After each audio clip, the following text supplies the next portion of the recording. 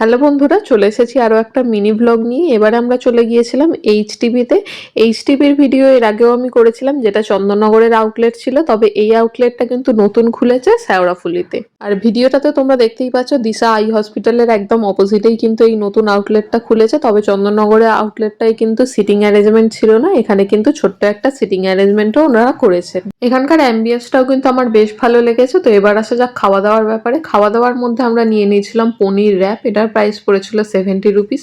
তারপর ছিল classic golden fried Korean chicken, যদিও কোরিয়ান ফ্রাইড চিকেন এরকম দেখতে হয় না, আর ওটার প্রাইস পড়েছিল 170 রুপিস। তো প্রথমে আমি এই পনির র্যাপটা ট্রাই করছি। এই পনির র্যাপটা কিন্তু আমার দুর্দান্ত লেগেছে, মানে সমস্ত কিছুর ফ্লেভার কিন্তু এর মধ্যে একদম পারফেক্ট ছিল। এর পাশাপাশি আমরা নিয়ে নিয়েছিলাম চিকেন কর্ন ডগ, এটার প্রাইস পড়েছিল 75 রুপিস। আর নিয়েছিলাম দুটো ড্রিঙ্কস, ব্লুবেরি রিফ্রেশার, এটার প্রাইস পড়েছিল 140 রুপিস। আর নিয়েছিলাম বেরি ব্লাস্ট বোবা, এটার প্রাইস পড়েছিল 160 রুপিস। দুটো ড্রিঙ্কসের টেস্টই কিন্তু আমার খুবই ভালো লেগেছিল। এবার আসা যাক এই ক্লাসিক গোল্ডেন কোরিয়ান ফ্রাইড চিকেনটায়। যদিও কোরিয়ান ফ্রাইড চিকেনের সাথে দূর দূরান্তে এর কোনো সম্পর্ক নেই, আর এটা খুবই অয়েলি ছিল।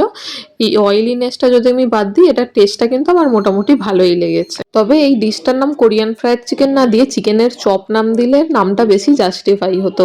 আর তোমরা যদি এখানে যেতে চাও, এখানকার খাবার দাবার ট্রাই করতে চাও, লোকেশনটা আমি ডেসক্রিপশন বক্সে দিয়ে দিয়েছি, তোমরা চেক আউট করে নিও। আর সবশেষে ছিল এই চিকেন কর্ন ডগটা। চিকেন কর্ন ডগটা অ্যাজ অলওয়েজ অসাধারণ খেতে ছিল।